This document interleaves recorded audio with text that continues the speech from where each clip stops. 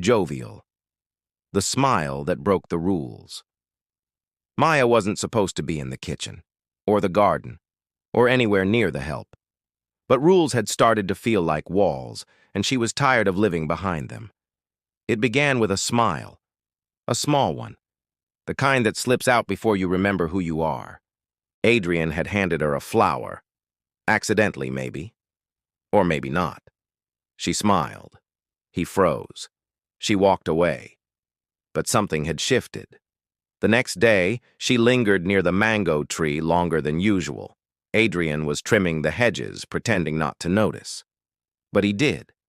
He always did. She bent down and picked up a fallen leaf.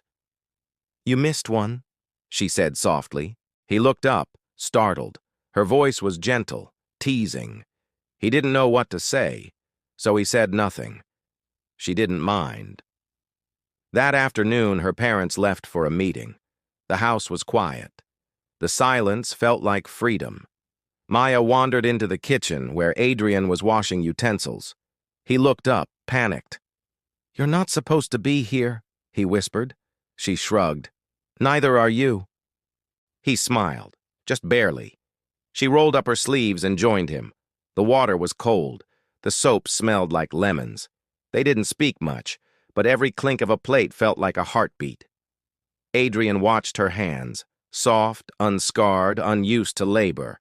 Maya watched his, strong, steady, shaped by survival.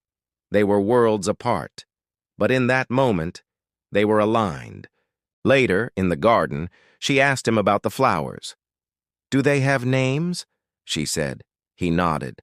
"This one's bougainvillea. That's hibiscus. And that one—" He paused, pointing to a small white bloom. "That one's called hope." She laughed. "Hope?" He nodded again. "It grows in hard soil." She looked at him then, not as the garden boy, but as someone who understood things she didn't. Things her textbooks never taught. Things her parents never spoke of.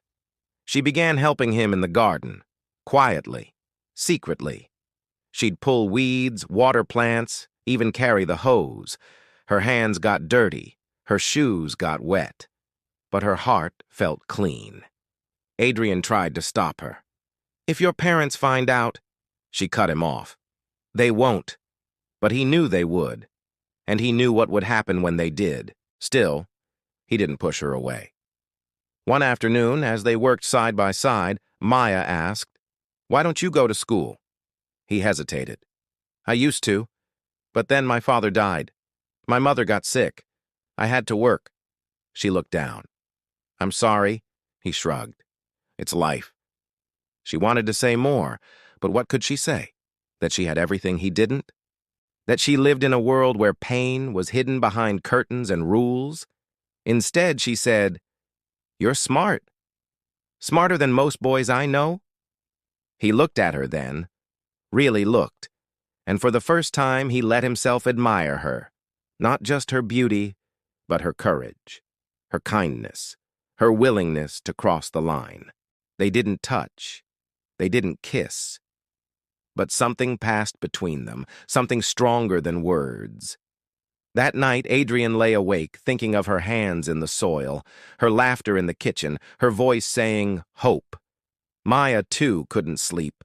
Her heart beat faster than usual, her thoughts tangled like vines. She knew it was wrong, she knew it was dangerous, but she also knew it was real. And real things are worth the risk.